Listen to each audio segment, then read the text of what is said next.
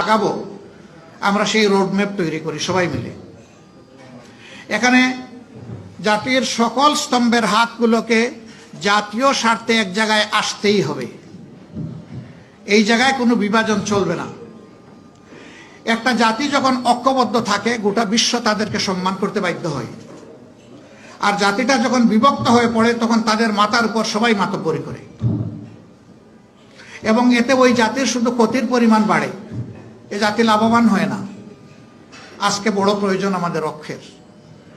আমরা অতীতে যদি বিভক্ত হয়েই থাকি দল ধর্মের ভিত্তিতে, ট্রাইবস এবং বিভিন্ন কাস্টের ভিত্তিতে, আমি বলবো যে এগুলো আমরা ভুলে যাই। আমরা বলতে চাচ্ছি আমাদের এই প্রিয় দেশে যারাই জন্মগ্রহণ করবে তিনি যে ধর্মেরই হন, যে দলই সমর্থন করুন কিংবা নির্দলীয় হন, তিনি এর দেশের একজন গর্বিত মর্যাদাবান নাগরিক, এবং সকল নাগরিককে তার অধিকার সংবিধান এবং রাষ্ট্র যা দিয়েছে করুণা হিসেবে নয়, তার অধিকার হিসেবে তাকে দিতে হবে। এই অধিকার প্রাপ্তির জন্য যুদ্ধ হচ্ছে রাজনীতিবিদরা, যুদ্ধ হচ্ছে কলম যুদ্ধ এবং বাক যুদ্ধরা। এই আপনারা আর আমরা মিলেই কিন্তু সমাজটাকে আমরা রাইট ডিরেকশনে নিব, এটা আমাদের দায়িত্ব।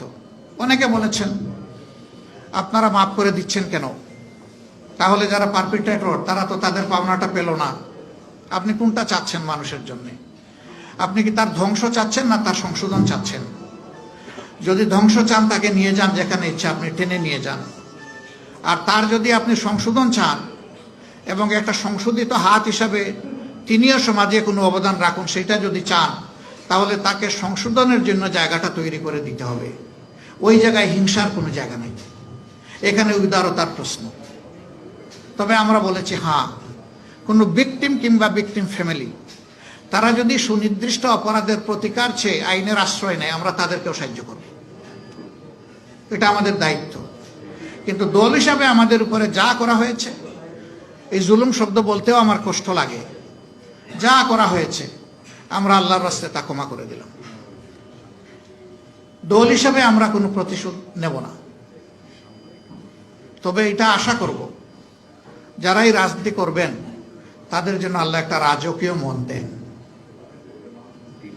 তারা যেন জটিল এবং সংকীর্ণ মনা না হন, তারা যেন এক ছোখা না হন, তারা যেন তুষামতকারীদের পাল্লায় পড়ে জনগণকে ভুলে না যান, তারা যেন জনগণের খাদেম হন, তারা যেন জনগণের মালিক না হন।